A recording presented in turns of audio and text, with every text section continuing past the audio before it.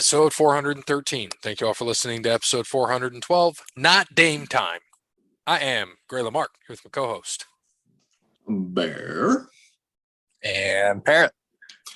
No Dub. Dub is on sabbatical for the next pretty much probably around 20 episodes, 10 weeks, unless they go further into the playoffs, then it might be longer. Playoffs.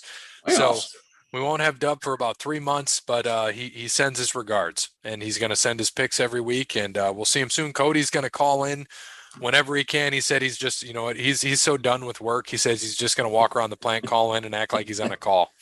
And I need to let him know that we are recording, so that he's ready to go with it. But Cody, he showed up a little bit. He had some good hits the other day. But at the end, I mean, I think because he hits a natural draw, but then he started hitting.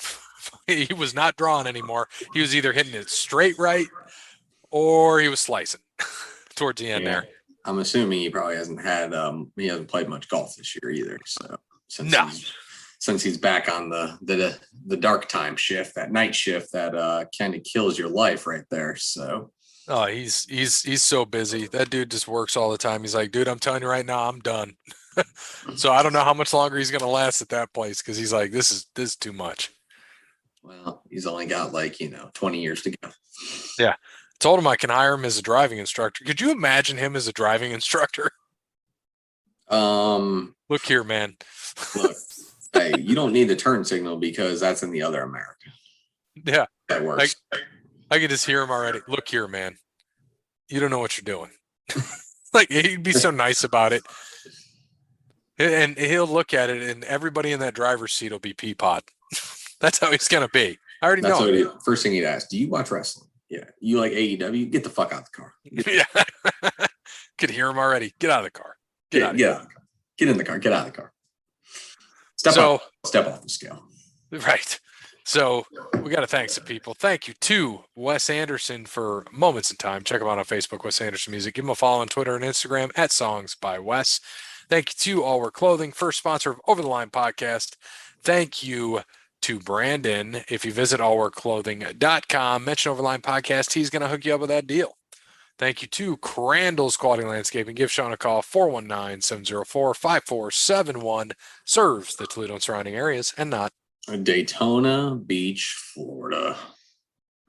That's right. We're going to get into that a little bit later. So thank you, Sean. It is about to be fall season. Aeration and seeding is coming up. Get in touch with Crandall's, and they will hook you up with that friends and family discount. Just mention Over the Line Podcast.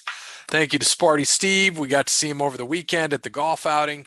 We'll talk a little bit about that here in a bit, but saw Sparty Steve, and he is one of the title sponsors of the golf outing. It was nice to see him, and of course we thanked him for doing what he does best, which is support what he does. He's very, very big on supporting the community, so we can't thank him enough. Thank you, Sparty Steve. And last but not least, Connell Barrett, datingtransformation.com. Yeah, you guys know where to go. Get to Amazon.com and get that book, Dating Sucks But You Don't, and get to datingtransformation.com. That's where you need to go. Amazon.com for the book, datingtransformation.com for Connell's free consultation. If you're listening to this podcast, we know you need it.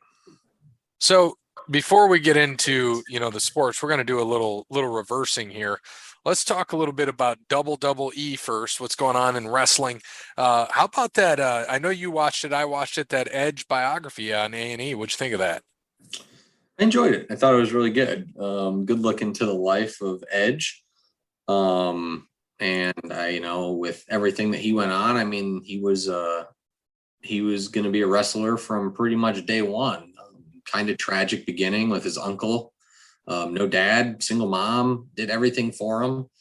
And his uncle passing away early in a car accident pretty much took him into wrestling, and pretty much every story about his, his mom getting, money or loans from his grandparents, or finding ways to get him to wrestling events or a wrestling school or anything like that. Meeting Jay Russo, aka Christian, in 8th grade, and then legit. I didn't know that.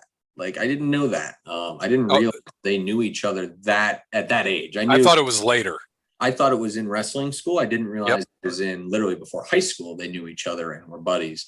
And he said that Jay or Christian, as we know him, was very quiet and didn't have like friends either. Yeah. And that's how he got out there in the world and met some people. So yeah, really, really cool backstory with all that. And then everything obviously as he went through and his neck issues and everything. And then his final neck issue that we thought was going to put him out forever. And then, knowing Beth and the kids and, all that. And then obviously his mom passing was sad and, it's his only parent. So he can only imagine, what goes on with that. But, understanding that he knew that knowing that Beth was there to take care of him, it made, it healed the process a lot faster, which was, nice to hear and understanding. So, and it was good to hear about Beth too, that like he had to go through her, like she was the big roadblock.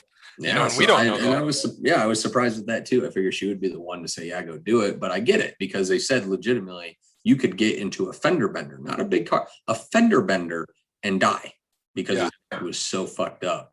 And the fact that he's wrestling at all is just impressive. So, and you can tell, like you've seen some of the things, his drawings, all that, very creative guy, artistic guy. Just a good dude all around. So it was a great documentary biography. I definitely enjoyed it. Yep. And the one I know you haven't watched yet that you need to is the first one I watched because the old wife likes the Bellas. She loves the Bellas. So we watched that one. Dude, like the shit about like you got to watch that one. So Bree had some rough shit, but Nikki, my God, the shit that girl went through, like in her life, is just unreal. I mean, they talk about their dad, who wasn't really around, and the mom now, Mrs. Laurinaitis, she's got Bell's palsy. She's in the interviews on that. She's got Bell's palsy real bad, and you can see it, like worse than JR. Like it's rough, and you see that she talks about in high school she was a rape victim twice, like just unreal shit, and then her injury that she had in her neck injury, like all this shit, you're like, oh my God. Like, and it was a great story about them. And so far I've watched the three. I watched DX, which was good. And I figured, I pretty much knew all of that about DX and Sean. And, Sean's like, it must have been the drugs, and he talks about it and you're like, wow. Who now, by the way, is the vice president of talent relations, I think, or creative. Yep. Yeah, and they just brought Road Dogg back. What was Sean though? Was it talent relations or creative? Maybe I thought it was creative. Yeah, vice president creative. Because he's like now right under Triple H. Yeah, and they brought Brian James back. I didn't and they let go of Jeff Jarrett. Jeff Jarrett's gone. He got released. Yes, I did see that. Yep. Yeah, he is the vice president of talent. Well, it's kind of a mix of what you said, Bear. Vice president of talent development creative is Shawn Michaels' new position. So he's right there, right under Triple H, who's what? He's head of creative and what is his exact role? I think he's head of creative and something. He's executive vice president of talent. And no, that was in July. So he's head of WWE creative. Okay. We know that.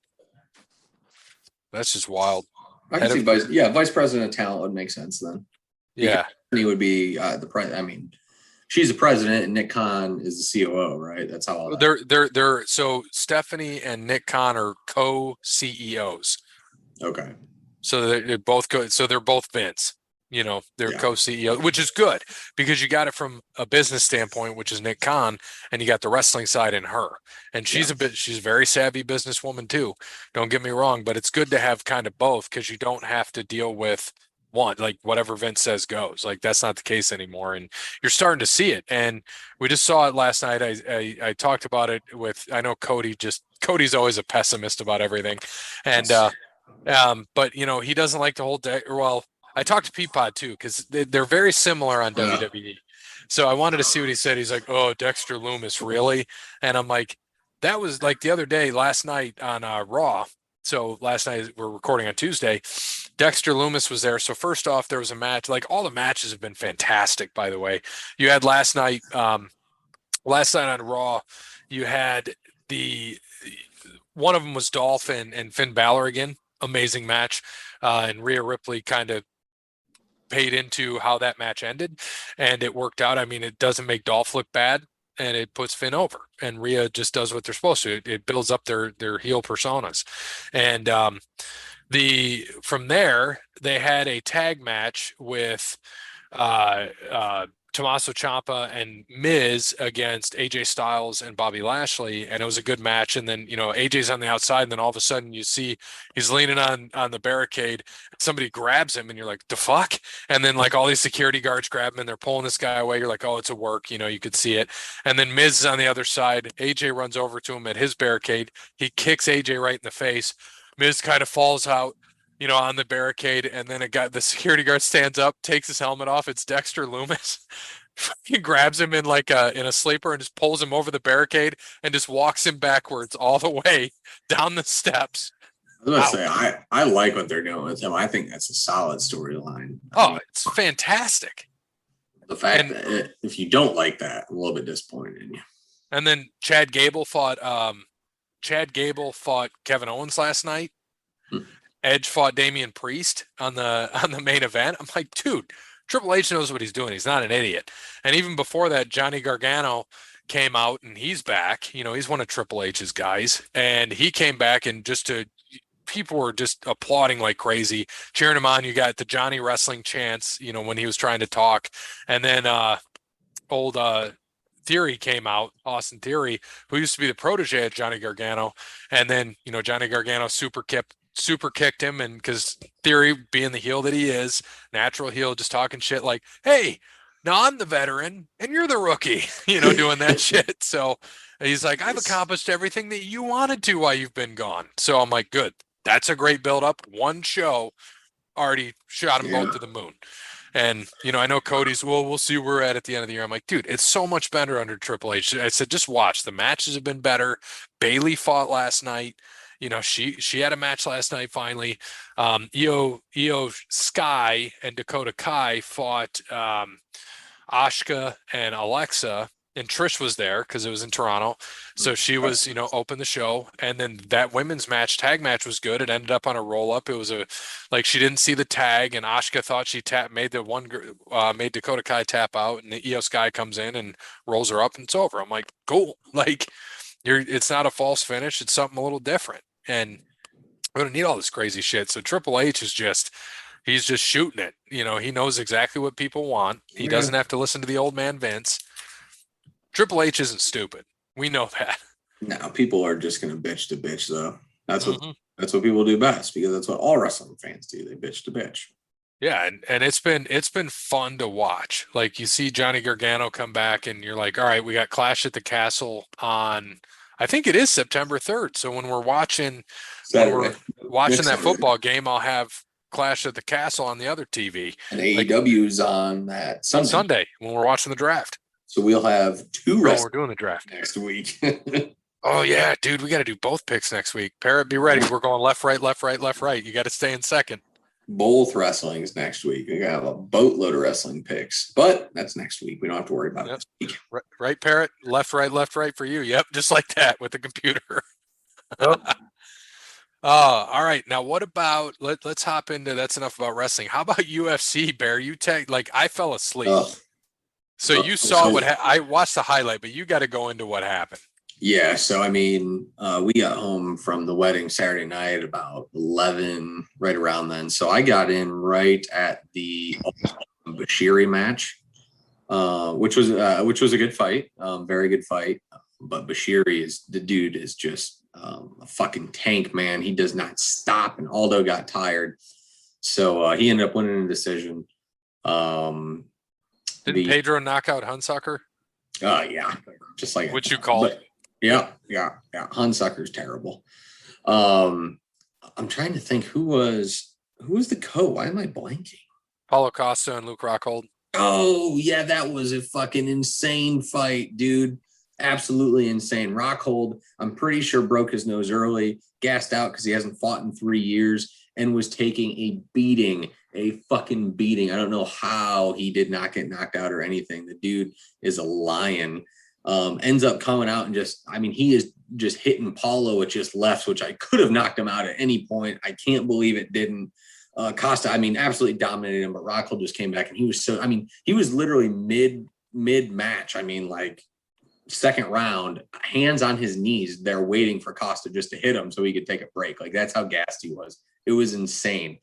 Nothing I've ever seen before. They had to get fight of the night. If they didn't, I'd be shocked. And then Rockhold retired after that. He said he just can't do the shit anymore. Told Joe, just can't do it anymore. As I've seen here, he goes, no, nothing against Costa or anything. He goes, I'm done. Can't do it. No need to. So Rockhold retired. And then, Usman and Edwards. Edwards came out in the first round, just firing. Won the first round easily. Almost could have choked out Usman. Had him in a rear naked with a minute and a half left with a body triangle on him and couldn't put him away. They went to the second. Usman just started whooping on him. Just absolutely beating him like no other. And that happened in the third round, and that happened in the fourth round. And then it happened in the first 2 minutes of the fifth round. And, you're kind of sitting there and you're just, my eyes are starting to go. I'm like, okay, whatever. Usman won this fight. He just, all he's got to do is just not get knocked out, right? Standing up with him and just waiting. And Usman isn't doing much. And Edwards throws a feint right. Usman blocks on the left side, and Edwards comes up with a left high kick and knocks him out, shin right to the jaw, out fucking cold. Everyone was shocked because I didn't even see what happened.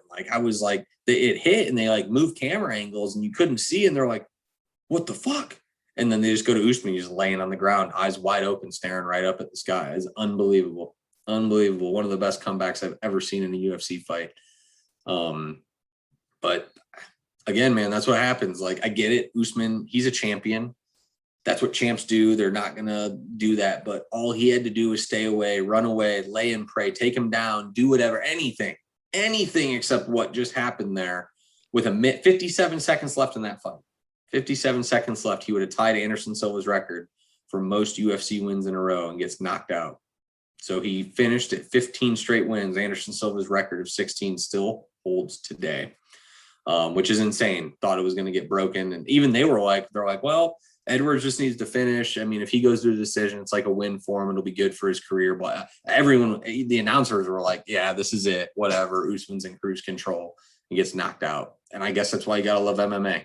You just never know what's going to happen. But yeah, absolutely insane. Took a shin right to the chin and just got dropped. And Edwards saw it. He went in to go punch him again and stopped. He saw he was out cold. Insane. So yeah, that was nuts, dude. That was nuts. I'm happy I stayed up for that because I was close to falling asleep there. So absolutely crazy. So yeah, Usman and I think what's going to happen is just like the Nunes fight. Usman's going to get his rematch and he's going to win that belt back. He will. Yep. That won't happen again. That will not happen again. So, yep.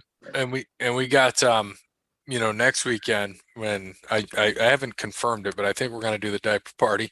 You got Cyril Gain and Tai Tuivasa on the UFC fight night, which will be at at noon. Fight night at noon, 9 Pacific. No UFC this week. They're off this week. Yep. And so the Cyril Gain and Tai Tuivasa will be at noon. So their fight will be at about 3 or 4. And then, you just lead in, we'll watch that, probably doing the whole diaper thing, probably do it at like 3 or 4 o'clock. I don't know. Haven't decided. And then we got the Buckeyes at 7 or 8, 7:30. 7:30. So we got the Buckeyes in. We got Clash at the Castle that day. It's a busy day. It's Robbie in the lobby's 59th birthday. Nice. 10 more, and that'll be even better for him. Yes, it will. 69er. And so it's a crazy couple weeks. And we got draft on the 4th. We're going to golf apparently on the 4th. It's going to be a great weekend. Next weekend's going to be a great weekend. Buckeyes are going to whoop the shit out of Notre Dame. I can't wait. And it's going to be a busy one. It's going to be wild, but it's going to be fun. That's for sure. It's going to be great. So yeah, UFC was wild this week. It was good to see. Just a quick update on high school football. We know we got a few teams to support now. Otsego won 18-12. over, I think, Winford. And so congrats to Otsego. They win, local school here. It's nice to see them out there winning games. And, they won the last 2 years. They were really good, and they lost a lot of their talent. And they got a new football coach this year. So they won 18-12. Couple new football coaches. What's that? Couple new football coaches. Yeah, several. And then they play Van Buren this week, 7:00 at home. I was thinking about going to either, one of the home games. I could go to that one, but next week's the big game, Liberty Center. Who knows? Liberty Center is usually good, so we'll see how they do this week. But yeah, got a big game this week too. Yeah, Anthony Wayne's got St. John's this week.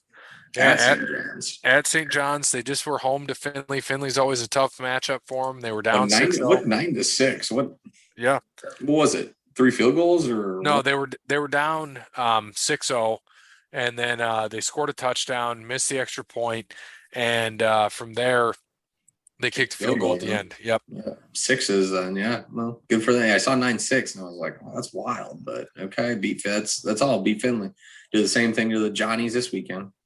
Yeah, we're gonna see, because last year, so just going back 1 year, last year they played Findlay at Findlay, and they lost. Yeah, they lost 14, and they lost to St. John's 22-20. So they started the season 0-2, and then come out and won the next 8 games to finish 8-2, and then they won their first game in the playoffs 34-0. Then they lost to Highland Medina 38-14 in the second round of the playoffs. So this year, they already got one back in beating Findlay. Revenge tour.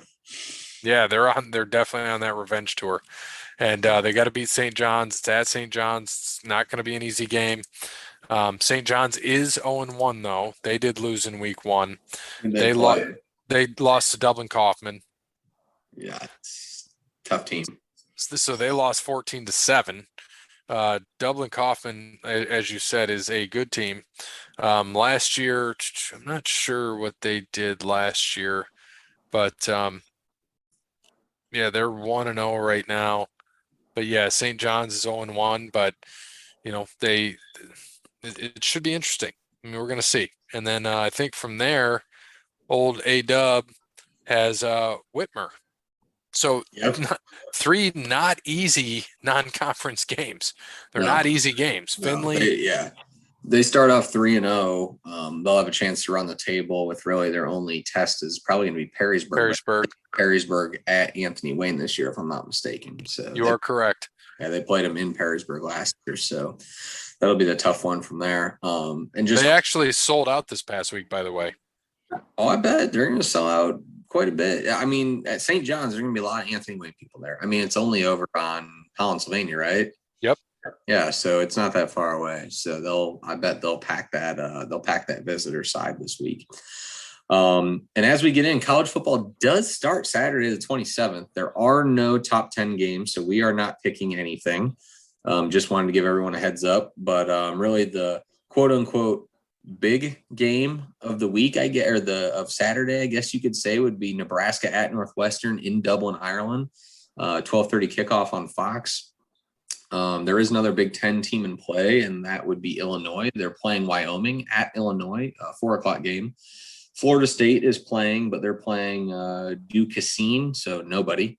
North Carolina is playing Florida A&M, so a nobody. And those are really your top schools. Vanderbilt is at Hawaii. That's not really a top matchup there, so not much excitement. But college football does start Saturday the 27th here this weekend. So watch a little college football. Nebraska at Northwestern in Dublin. Be some nice gritty Big Ten football probably. So it should be fun. And then next week we'll talk more football because obviously that'll be the start of our college football year. We have games on Thursday. Michigan State plays on Friday like they normally do. Our University of Toledo plays on Thursday, which we may want to get tickets to. They're playing Long Island, so I'm sure that there will be plenty available. So, what day? Thursday the 1st, September 1st. UT plays at home against Long Island and should blow the shit out of them. I'm down. Parrot, you down? Maybe we'll get some ticks. Is the Parrot still here? What's up? You down? Yeah. Yeah, Go to we just said you're going to give us $100 a piece. So thank you. You said you're down for that. Appreciate it. Yes, I wanted to go to a football game. No, we said you're going to give us $100 a piece, and you said I'm down. So we'll wait for that. We take cash, check, or money order. So we I'm got. gonna have to call the replay booth on this one, Cotton. You'll have to wait. You'll have to wait till Thursday when it comes out, and you'll forget by then. He might. So we've got a lot of things for next week. A lot of football. Parrot and I were looking at. I was looking at Barry, you'll appreciate this too. You can get a mini game package for Michigan State. You can just get like on the east or west side, or higher up, which it's not high up like Ohio State, and it's $218 for a 3-game pack, and one of the games is Ohio State, and you can pick the other 2. You just can't pick Wisconsin, or you can pick Wisconsin and 2, just not Ohio State. And I'm like, huh. So for $218, and then if you want to sit more like in the middle, like closer to the field, like on the 40, you pay like an extra. I think it's $300 or $400 or $500 per ticket, which makes sense because you're closer. But I'm like, shit, I'll sit in the end zone for $218 for 3 games. Yeah, that's not bad at all. One of them being Ohio State. Yeah, Fuck, the Ohio State ticket alone could be $218. Let's say that's $65 a ticket. That's not bad. No, so that's pretty solid. We're looking at that potentially, but it just depends on the birth of my child.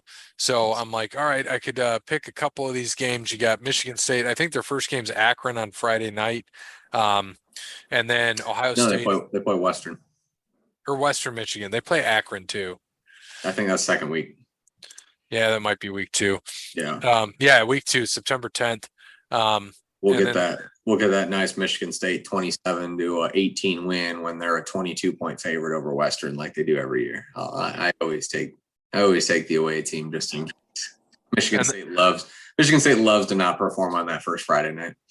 Yeah, and so when they have Western, it's a Friday night home game, which is typical of them. And then on the 17th, we're at Farm Tour. They're at Washington. So then they got a game on the 10th. They're home against Akron. They got Ohio State October 8th. And then like the other home games. They're playing Michigan at Michigan this year. Yep, 29th. But hey, Mel Tucker's 2-0 against dipshit, so that's okay. I hope they beat that booger eating loser. Yep. And then you got the other options are like the Rutgers game or the Indiana game. Indiana's always a fun game though. Yeah, so I'm looking at that. I'm like, it just depends on who Ohio State plays in what week. Like Ohio State's got Indiana on the 12th, and they get Michigan on the 26th, which obviously is at noon because it's always at noon.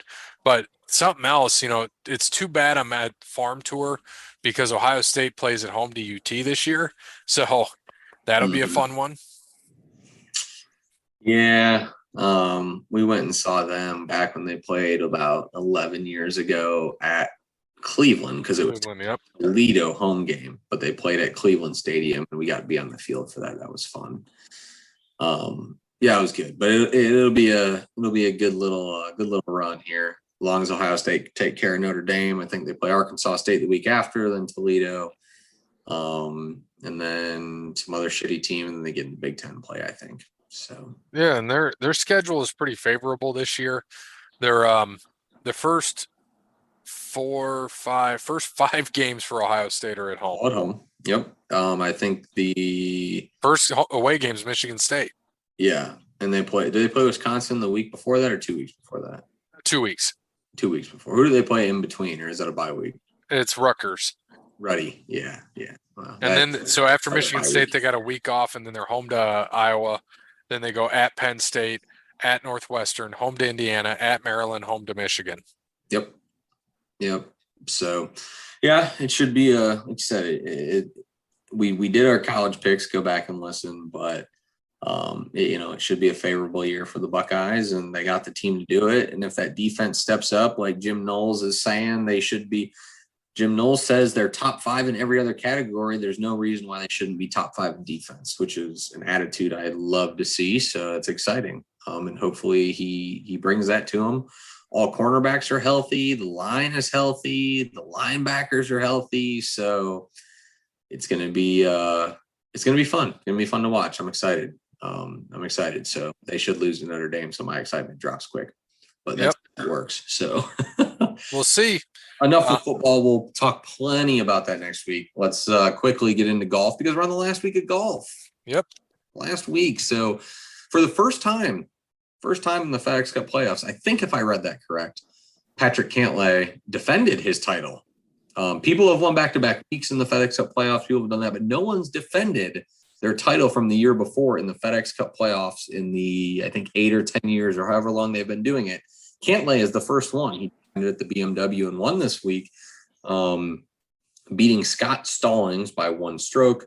Scotty Scheffler and Xander Souffle, as Dub would say, by 3 strokes. K.H. Lee, Corey Connors, Adam Scott, all tied for 5th at 10 under. Rahm, McIlroy, Pendrith, and Neiman were all at 9 under in the top 10 there.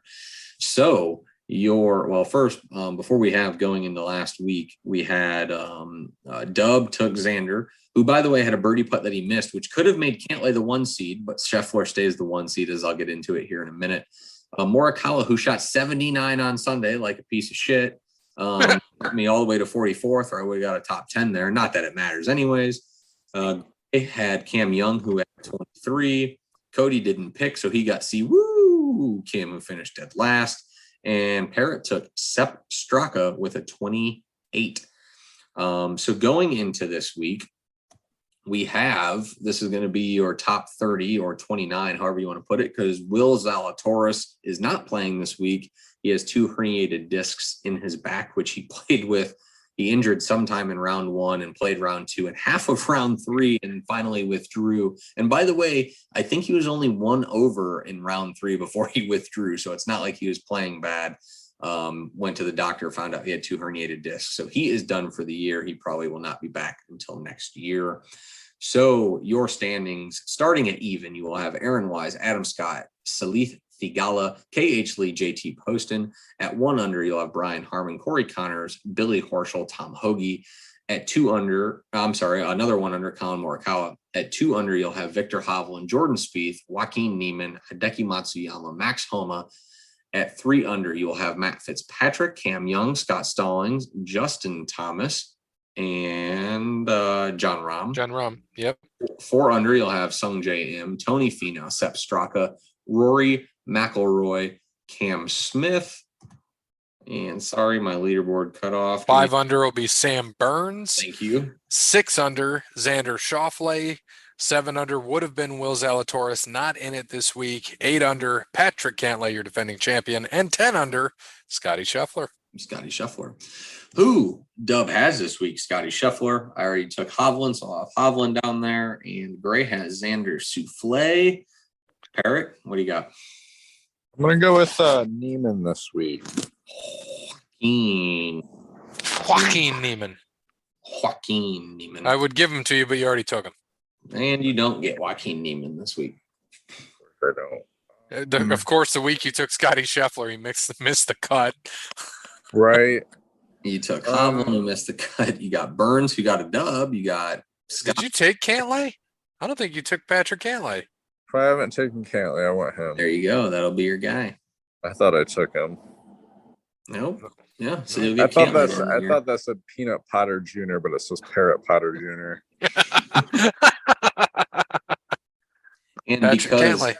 And because we love our buddy who is working really hard right now, Cody, let's go with Will Zalatoris. And now let's give him Adam Scott. How about that? All right.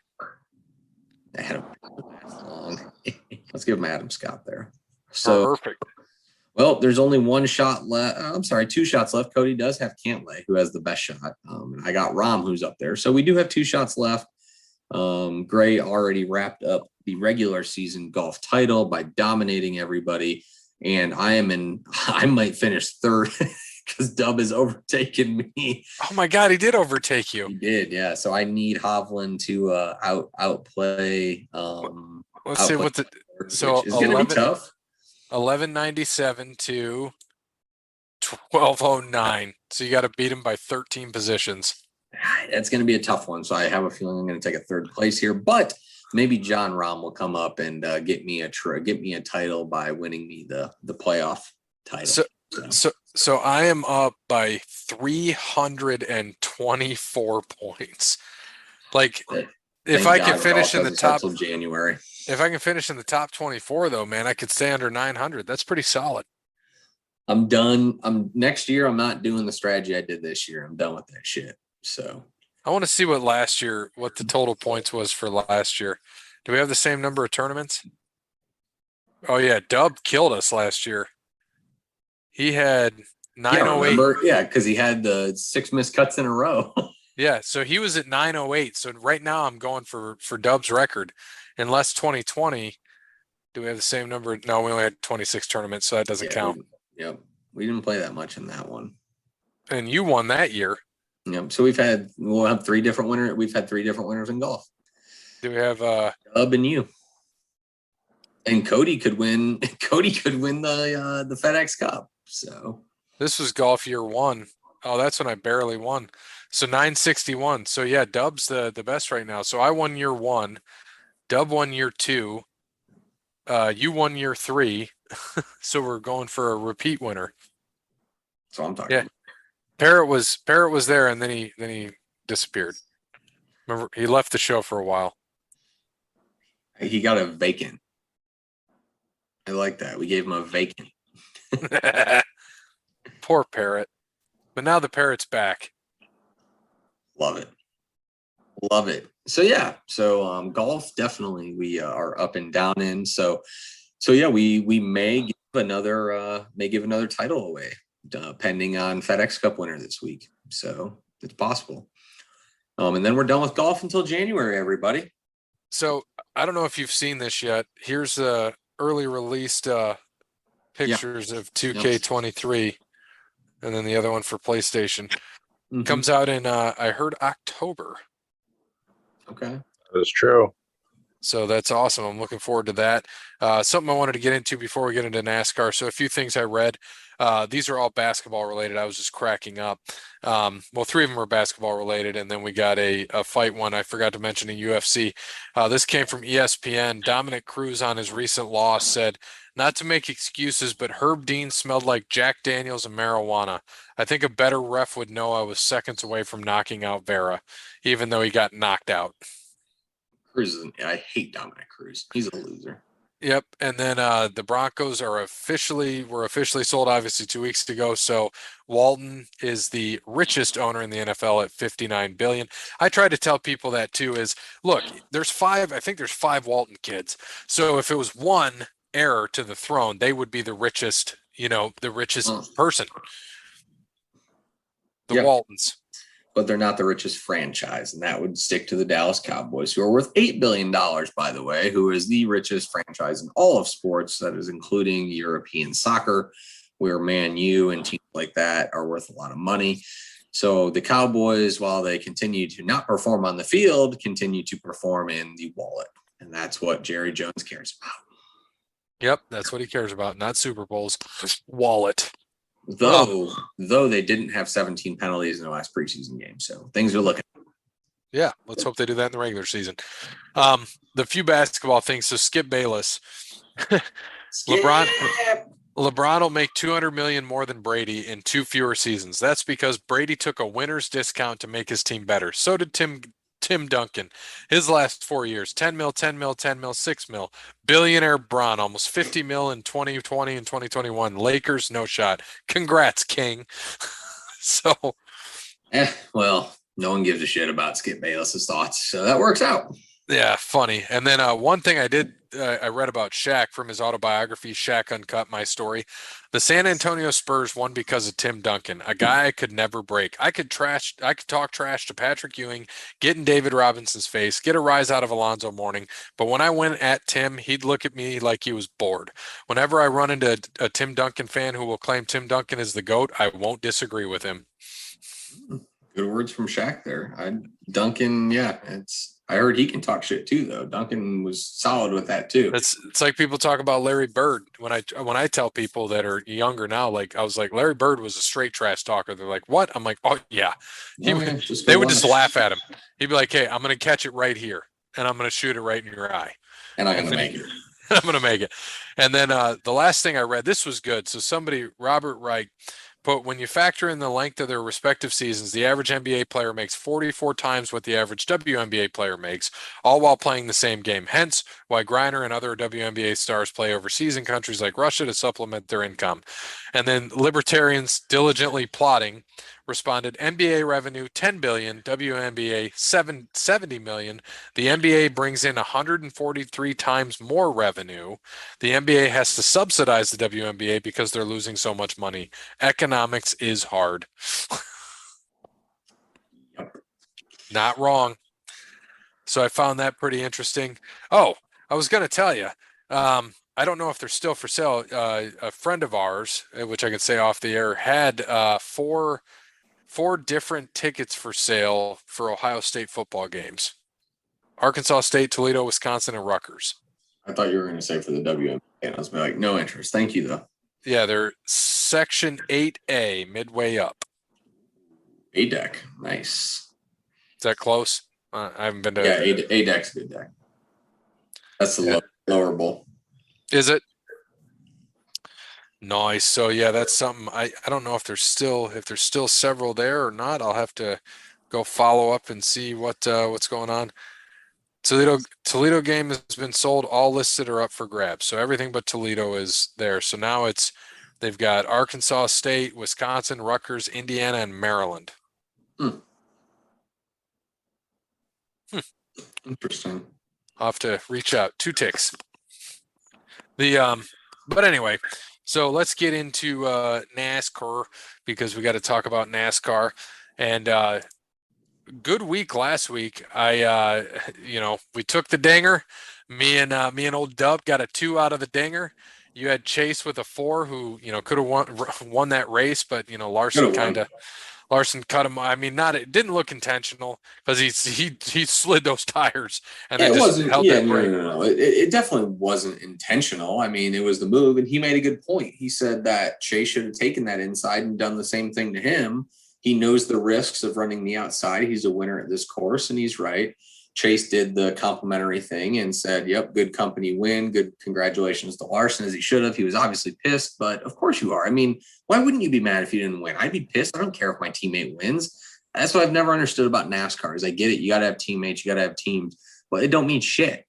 At the end of the day, on the last lap, your team can have you sit there and lead 199 out of 200 laps. On that last lap, they could spin you out and take that $1.5 million, $2 million, whatever they're making, and it does not matter one bit. Because at the end of the day, just like all the announcers say and everyone says, teammates are great until the last lap. And there are no teammates on the last lap. And everybody says that. It's the same thing.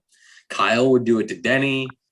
Ross would do it to Suarez. It would happen with everybody. It's okay. It's a race. Hendricks won. Chase is still going to get a nice fat check at the end of the year because Hendricks is winning races. It don't fucking matter.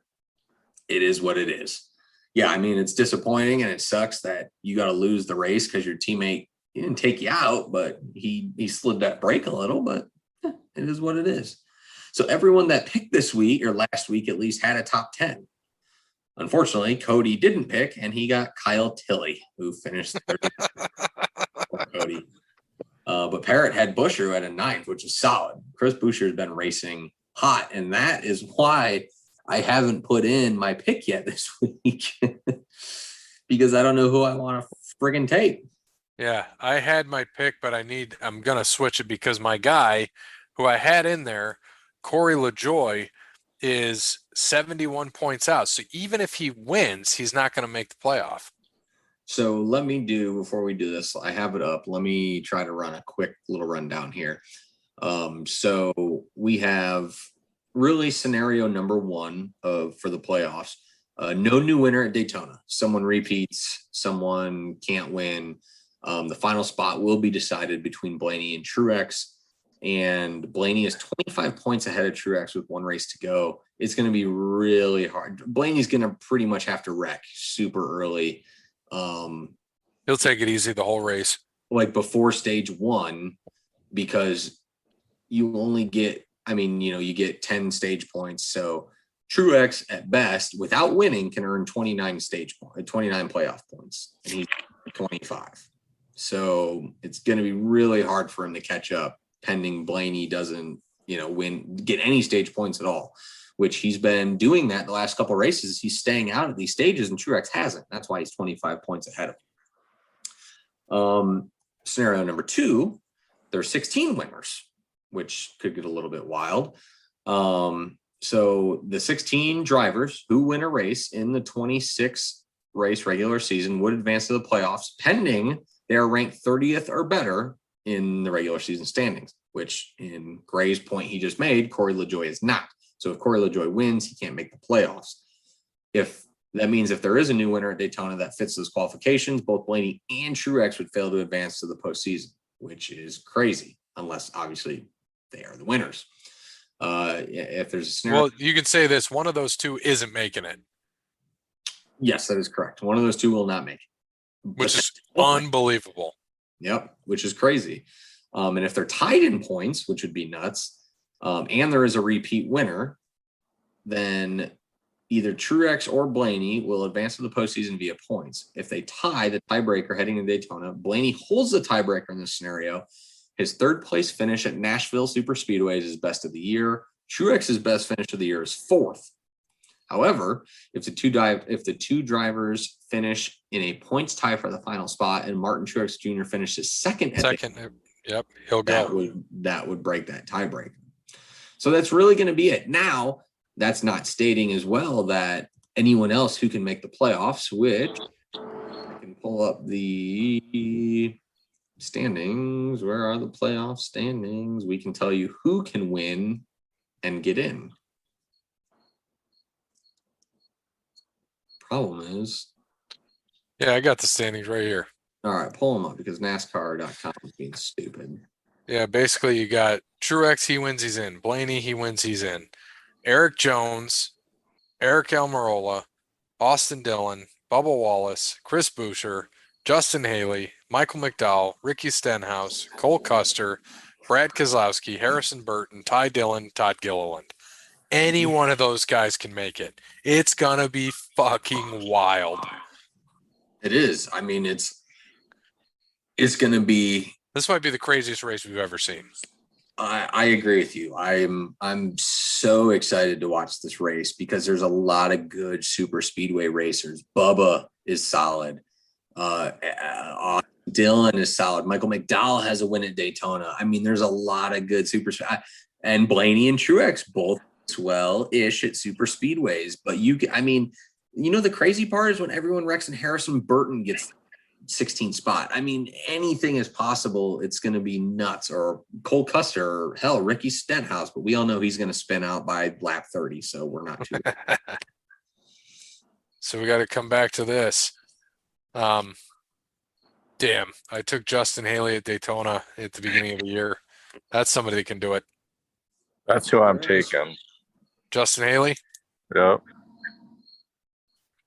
See, I could stick with LaJoie, who has the 4th best finish in the last 6 races, average finish at 12th, but he's not going to go.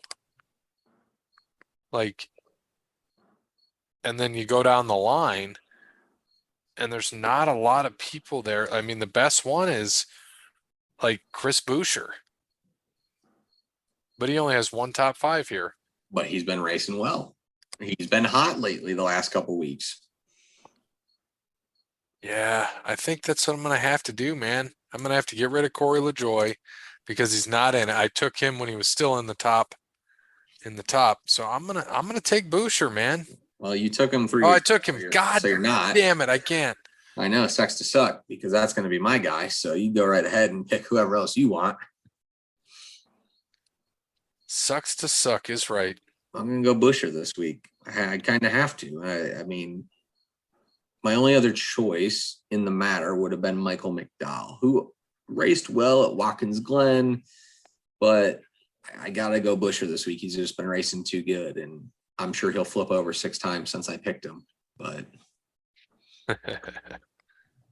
let's see.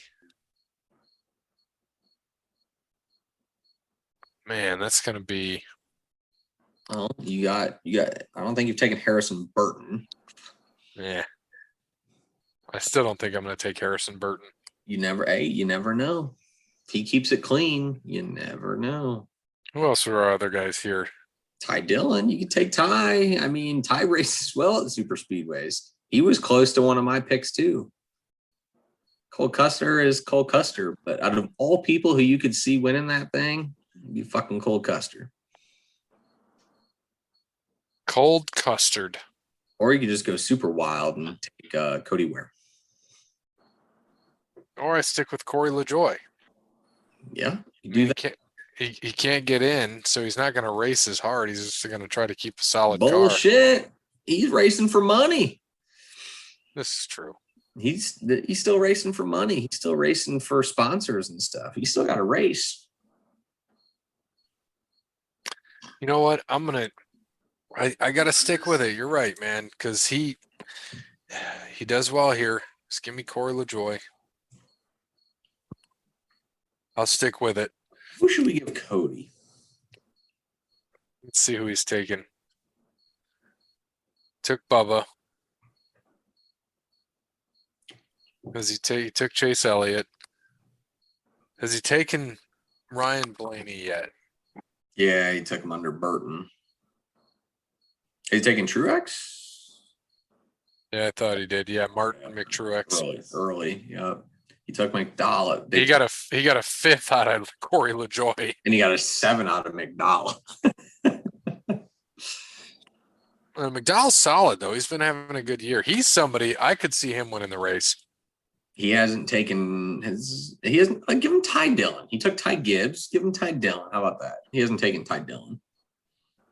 Ty Dillon's a good one. Wait, he hasn't taken Austin. Do you want to give him Austin Dillon or Ty Dillon? I don't think he's taken Austin Dillon.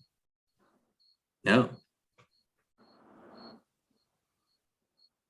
Yeah, Austin Dillon might be the better one. Let's give him Austin. Austin Dillon for him. All right. Last race for the playoffs. It's gonna be a crazy one. Make sure you watch. And then we get to reset. We get to reset and get 10 drivers to the finish. So it'll be some fun there. Yeah, it's gonna be interesting to see how this all plays out. We don't know what's gonna happen. We don't know. It's NASCAR. Parrot, you excited to watch a NASCAR race? Yeah. I haven't watched any this year. Don't sound so excited. And this is going to be the best one you might ever see. Like better than Bristol. Oh yeah. I mean, you've got essentially 15 guys. Well, yeah. 15 guys are racing to make it into the playoffs. Any of these 15 guys win, they're in. Mm-hmm. Yeah, that's pretty dope. So if you go, yeah. So just going by, we went by who won. So the guys here's your guys that can make it, Parrot. Martin Truex, Ryan Blaney, Eric Jones. That's somebody to think about too. But I don't think he traditionally races well here.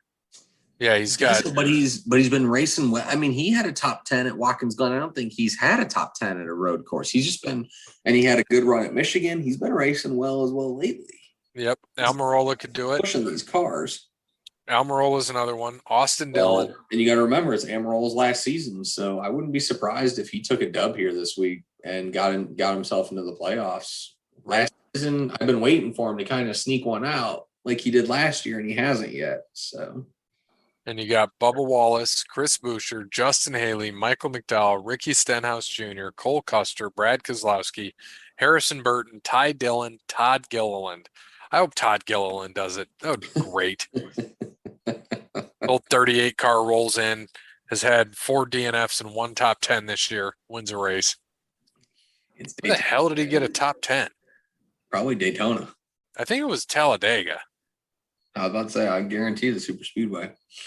Like, where did he finish? Let's see where he finished. He finished 8th at the All-Star race. Wow, shock. 4th at Indy Motor Speedway road course. Oh, okay. Since then, here's his last 6 races.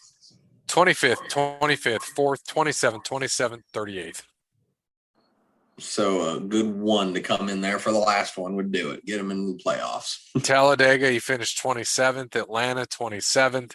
Daytona, 33rd. I don't think we can count on Todd Gilliland.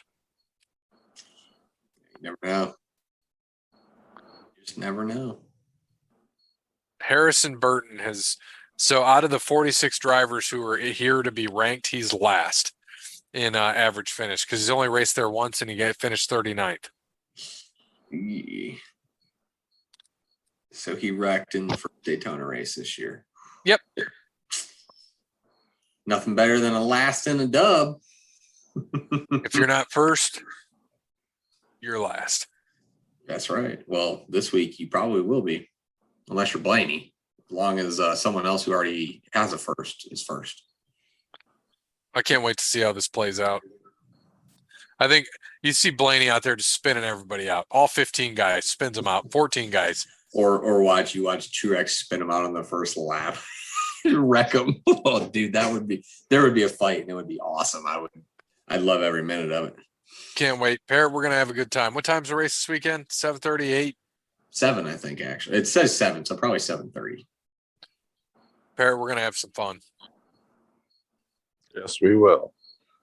Yes. So that's it for sports and wrestling and UFC and for me. Thanks to Wes Anderson. Thanks for Wes Anderson. Thanks to Wes Anderson. Thanks to All Wear Clothing, Kranos Quality Landscaping, Connell Barrett, DatingTransformation.com, Sparty Steve, and to Progressive because they are listed here on racingreference.info. Nice. So thanks, Flo. As always, good morning, good afternoon, good evening, good night. Boogity, boogity, boogity, boys. Let's go wrecking. What about Jake from State Farm? He's trash.